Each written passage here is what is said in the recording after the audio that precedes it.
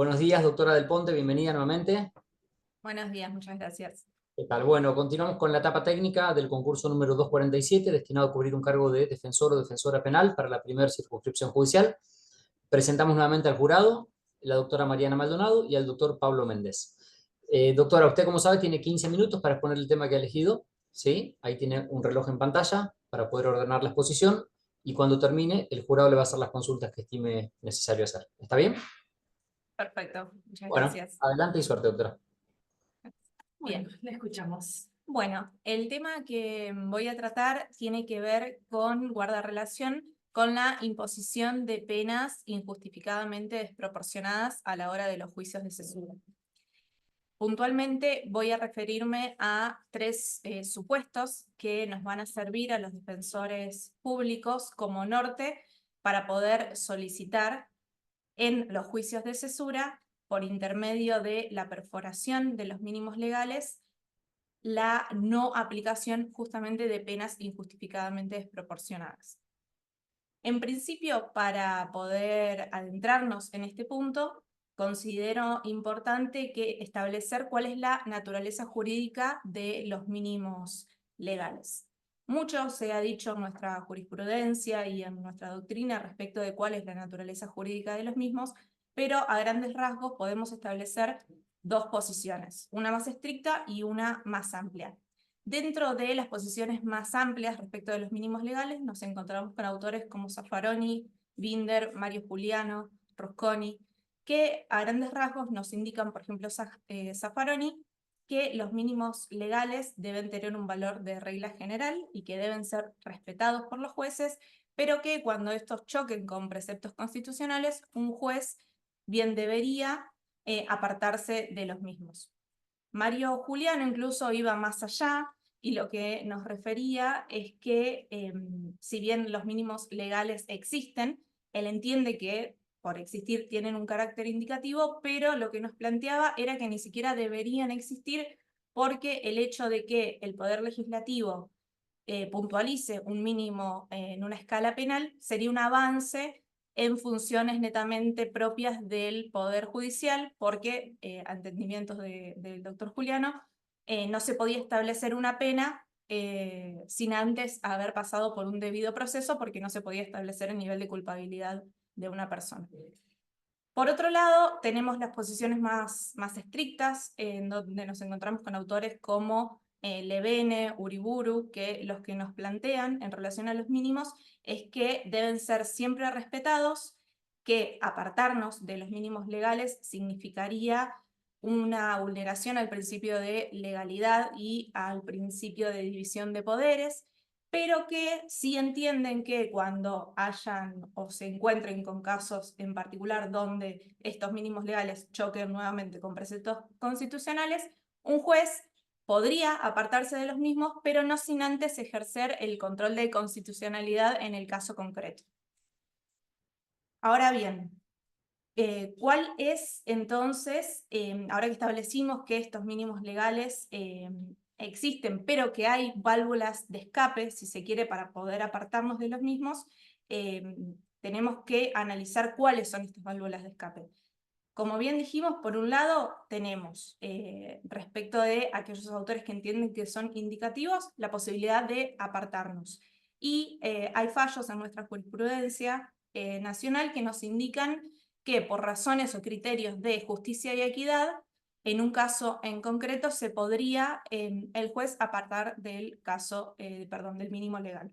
Y por otro lado tenemos la otra válvula de escape, que también ya la adelanté, que es respecto de la declaración de inconstitucionalidad previa del mínimo legal para el caso concreto.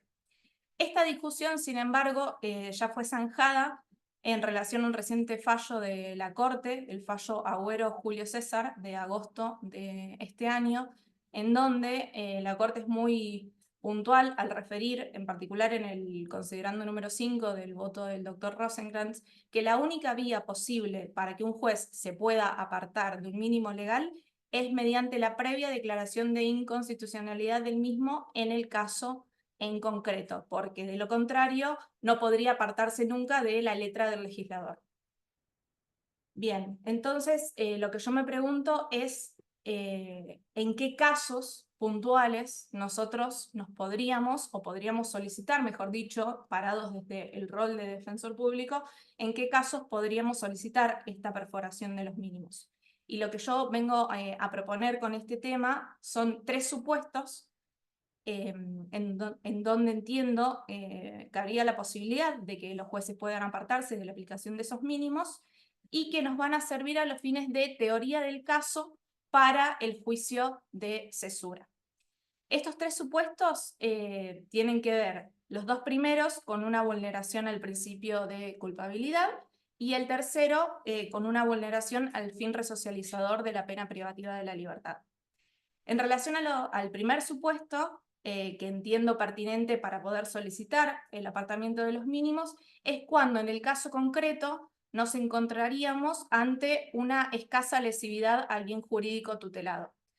Cuando el autor tiene un grado de culpabilidad que en el caso de que se aplique incluso el mínimo penal, se vulneraría el principio de culpabilidad. En la jurisprudencia, un caso en donde se ha utilizado este criterio es el fallo Vázquez de la Sala 2 de Casación Federal Penal, en donde, en este caso puntual, el juez Jacobucci, con adhesión del doctor Slokar, entendieron que la lesión al bien jurídico en ese caso en particular, que era un caso de comercio de estupefacientes, había habido una vulneración en relación al artículo 5 de la ley, inciso cuarto de la ley 27737, y en ese caso en particular, el mínimo de 4 años habría sido desproporcionado en relación a la lesividad del bien jurídico. Por lo tanto, por razones en ese caso de equidad y justicia, se realizó una corrección y se aplicó un mínimo de 3 años de ejecución en suspenso. Por otro lado, el segundo de los supuestos, que también tiene que ver con una vulneración al principio de culpabilidad, tiene que ver con la autodeterminación que tuvo la persona, el autor, al momento de cometer el hecho. En estos casos, en donde se vulneraría el principio de culpabilidad, hubo un ámbito de autodeterminación limitado en el autor. En nuestra provincia tenemos particularmente 2 precedentes en relación a este criterio, que tiene, el primero de ellos es Barahona, del año 2018, en donde por intermedio de la declaración de inconstitucionalidad del mínimo para el abuso sexual gravemente ultrajante, en ese caso, se perforó el mismo y se condenó al autor a 3 años de ejecución condicional porque presentaba al autor un retraso madurativo. Entonces se entendió en ese caso que no había tenido el ámbito de autodeterminación suficiente para poder aplicar incluso el mínimo de la pena. Después tenemos también el fallo Flores Torrico del 2020, en donde se utilizó el concepto de perspectiva de discapacidad. El autor también tenía un retraso madurativo en ese caso, y lo que hizo el Tribunal de Impugnación fue apartarse del mínimo legal y también perforar uno de los mínimos. Ahora bien, el tercer supuesto que quiero proponer ya no tiene que ver en sí con el principio de culpabilidad, sino con el fin resocializador de la pena privativa de la libertad. Brevemente voy a hacer una reseña en relación a que el fin constitucional, el único que se le puede achacar en estos momentos en nuestro país a la pena privativa de la libertad, es la resocialización del imputado, del condenado. ¿De dónde surge esta idea? Surge en principio de la teoría de la prevención especial positiva, que es receptada por nuestra Constitución Nacional en su artículo 18, también es receptada por la Convención Americana de Derechos Humanos en el artículo 5.6, en el Pacto Internacional de Derechos Civiles y Políticos en el artículo 10.3, incluso en la Ley Nacional de Ejecución Penal en el 24660 en el artículo número 1, es decir, hoy por hoy, el fin constitucional y convencional de la pena privativa de la libertad es la reinserción social. Entonces, yo me pregunto, y a esto apunta el tercero de los supuestos, es qué pasa en los casos en donde la persona condenada ya se encuentra inmersa en la sociedad y no necesita atravesar ese proceso de resocialización. Para ejemplificar, y para así poder entenderse mejor este supuesto, voy a traer a colación 2 casos.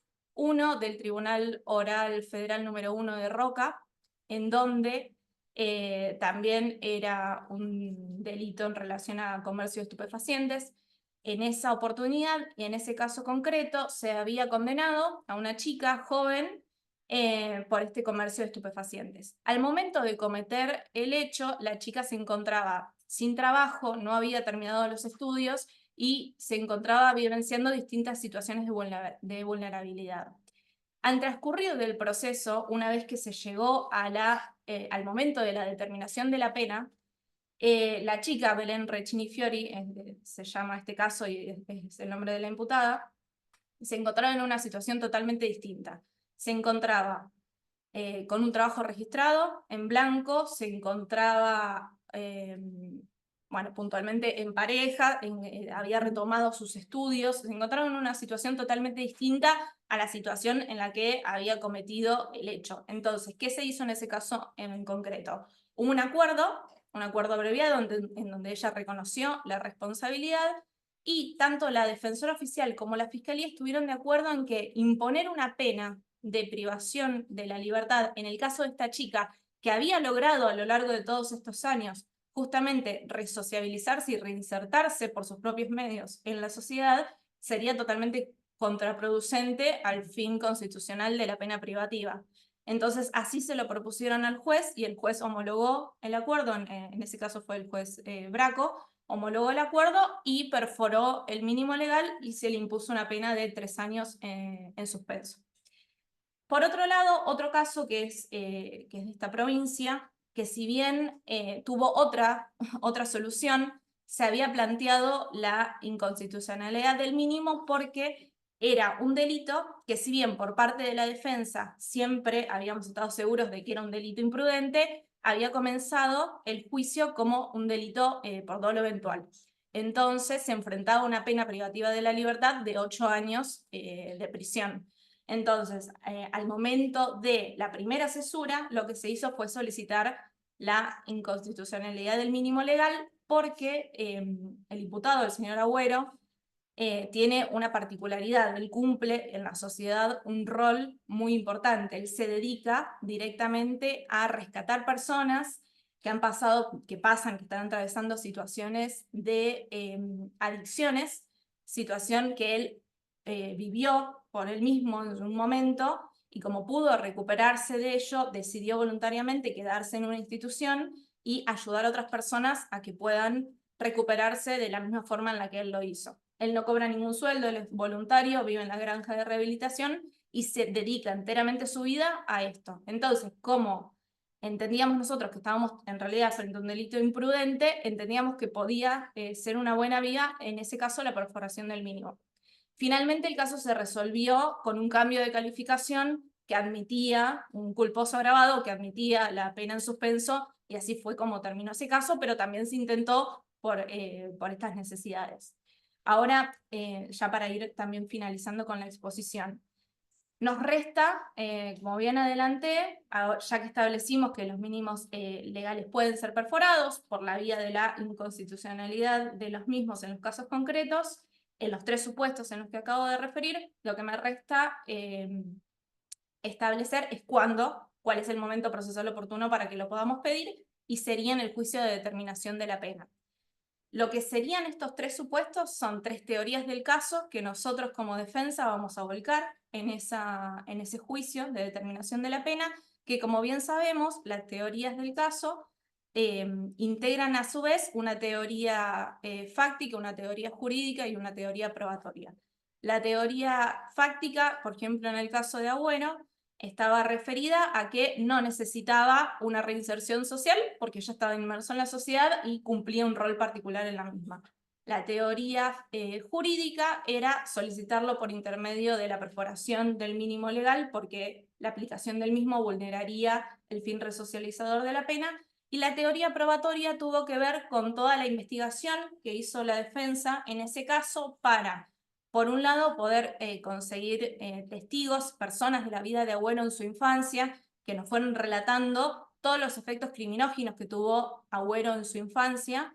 Asimismo, luego de cometer el hecho, a partir de la formulación de cargos, se le sugirió por parte de la defensa que comience un tratamiento psicológico, por lo tanto en la cesura pudimos contar también con esta profesional que nos pudo contar, porque Agüero pudo abrirse en esas sesiones y nos pudo contar, luego de relevar el secreto profesional, todas estas situaciones traumáticas que él tuvo a lo largo de su vida y cómo él pudo resignificarlas y ahora volcarlas positivamente a la sociedad. Entonces, esa conclusión de la psicóloga nos permitía también a nosotros mostrarle al tribunal que no era necesario aplicarle una pena privativa de la libertad.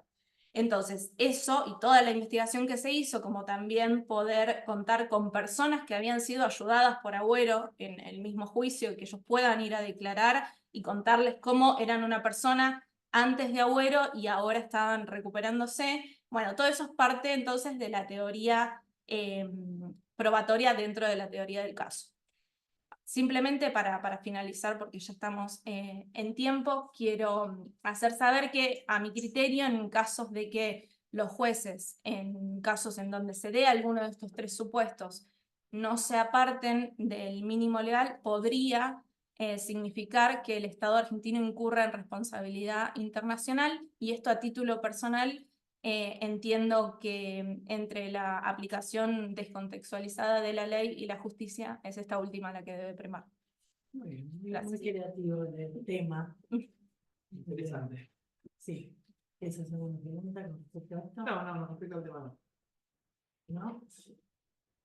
¿No? Iba a preguntar el momento procesal oportuno para pedir la declaración de inconstitucionalidad para el sobrevino, pero ya lo respondió. Claro. Sí, muy interesante esto. Y la mitigación y el tema de focalizarte en los hechos. Bien, bueno, viendo la hora ya y además hemos preparado. Felicito por el tema, la verdad que creo Muchas gracias. que me entretení. Gracias. Muy bien desarrollo. Preguntas que le hicimos a todos, estandarizamos Bien. preguntas como para también objetivizar la corrección. Voy a empezar yo hablando del tema de juicio por jurados. Bien. Y la primera pregunta tiene que ver con cuál es tu opinión con respecto a la introducción o es decir, introducir principios o darle perspectiva de género a las instrucciones. ¿Qué piensas sobre eso desde el rol de la defensa? Si es obligatorio, no es obligatorio, ¿en qué lo fundamentás? Bien.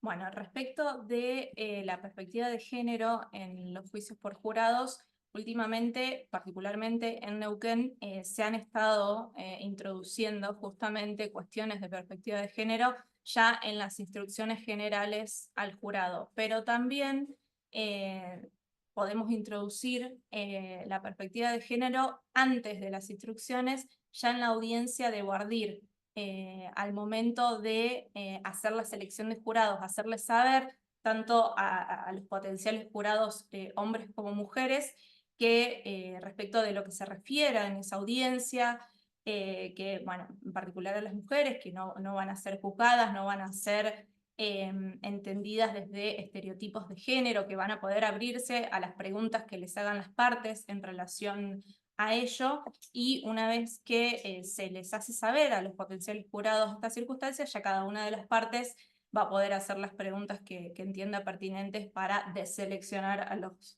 jurados que así considere. Ahora sí, pasando a las instrucciones, entiendo que es necesario porque tenemos que partir de la base real de que las personas que van a estar ahí en el jurado van a representar a la sociedad en su conjunto. Entonces no podemos ignorar que esas personas van a tener internalizados determinados estereotipos de género, pensamientos machistas o no, ¿sí? Tenemos que partir de la base de la realidad. Entonces, es el deber del juez, para cumplir con con convenciones internacionales, impartir instrucciones con perspectiva de género para tratar de que el jurado sea lo más imparcial posible, que todos esos sesgos que los jurados puedan tener, que los dejen afuera de la sala y que en el juicio por jurado se dediquen especialmente a escuchar la prueba. ¿Y conoces el concepto de medida de diligencia reforzada? Sí. ¿De qué se trata y de dónde surge? Surge del fallo Campo Algodonero, y en resumidas cuentas lo que este concepto viene a introducir es el deber de investigar reforzadamente para la Fiscalía en casos puntuales en donde haya mediado algún tipo de violencia respecto de la mujer. Cualquier tipo de violencia, ¿sí? No solo sexual o física, sino también económica, bueno, cultural, ¿sí? Cualquier tipo de violencia de la mujer. Y esta debida diligencia reforzada se aplica y debe aplicarse durante todo el proceso de investigación. Y siguiendo con tema de instrucciones, pero pensando ahora en lo que tiene que ver con el delito menor incluido. Te pregunto, desde tu rol de defensa, ¿sí? Si sentís que lo tenés que proponer y se tiene que litigar, y después tu consideración con respecto a la obligatoriedad o no del juez de introducirlo, o sea, de introducirlo en las instrucciones al juez.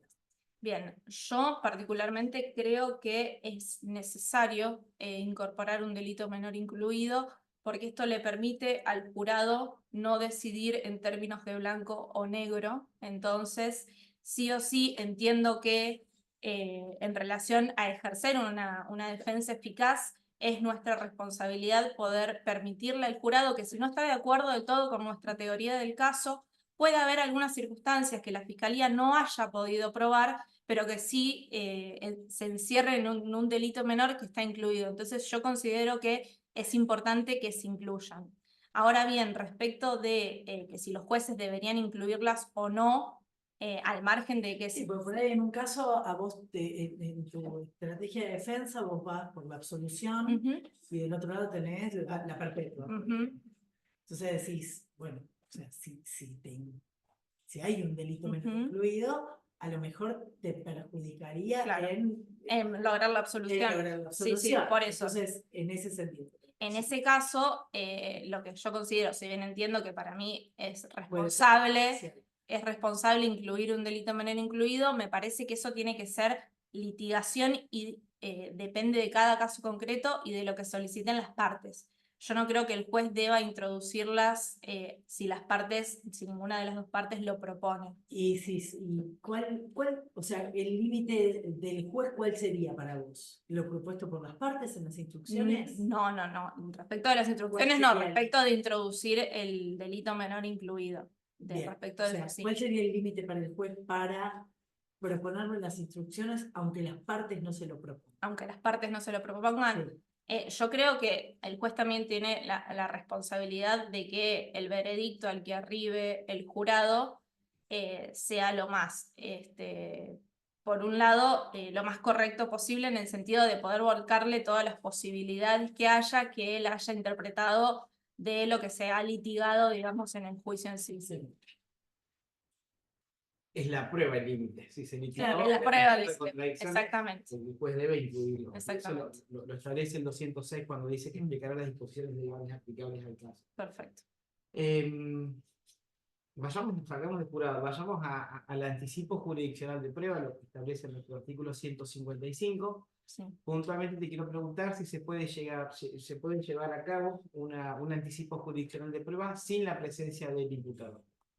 No, yo creo que no debería poder arribarse un anticipo jurisdiccional de prueba sin la presencia del imputado, porque esto afectaría directamente el derecho del imputado y el derecho a poder confrontar la prueba de cargo del imputado. Está previsto en la Convención Americana de Derechos Humanos, en el artículo 8. Porque él tampoco estaría en condiciones de poder ejercer la defensa material, no podría hacernos saber a nosotros determinadas cuestiones. Me imagino en este caso en los términos de una cámara Gesell es fundamental poder contar con la presencia del imputado a este momento, porque es por intermedio de él que nosotros vamos a saber como defensores qué preguntas realizar y demás, y ni hablar de que va a ser la única oportunidad que vamos a tener para poder hacerlo, porque es un acto irreproducible. Entonces la Fiscalía o la Defensoría de los Derechos del Niño se opondría en el caso de que nosotros luego querramos solicitar una nueva reproducción de cámara Gesell, Y además estaríamos también procediendo a una revictimización de la menor que se la quiera hacer. Es demás, me parece fundamental, contestando la pregunta puntual, contar con la presencia del imputado a los fines de que no se vulneren sus derechos. Vayamos por ahí al artículo 222, lo que tiene que ver con juicio directo, un caso práctico, la fiscalía ante un delito flagrante, lleva a su asistido o su asistida a una audiencia de formulación de cargos y peticiona ante el juez de garantía que le habilite el instituto del juicio directo. Como defensora técnica, ¿qué objeciones realizaría? Si realizaría alguna objeción, y fundado en qué preceptos legales o en qué garantías que entienda que se puede llegar a ver vulneradas. Bien, bueno, el juicio directo fue recientemente reformado acá en la provincia de Neuquén. Antes nuestra opinión como defensoría era vinculante, ahora ya no lo es, así que el momento para poder plantear algo sostenible es en esta primera oportunidad en donde la Fiscalía solicita el juicio directo. Lo que yo haría como defensora es solicitar que se declare en esa audiencia la inconstitucionalidad del juicio directo porque vulnera directamente, una vez más, el derecho a confrontar la prueba de cargo y el derecho con el que debe contar la defensa para preparar justamente una defensa eficaz y poder tener una investigación independiente en relación a la acusación de la Fiscalía. Eso es lo que yo haría y puntualmente teniendo en consideración que tal como está el artículo actualmente del 222, no es irrecurrible. Entonces, si nosotros planteamos la inconstitucionalidad, luego, en el caso de que no se dé por ese primer juez de garantías, lo vamos a poder recurrir en la instancia siguiente. Exactamente. Por mi parte, no lo que es. Muchísimas gracias. Bueno, muchas gracias.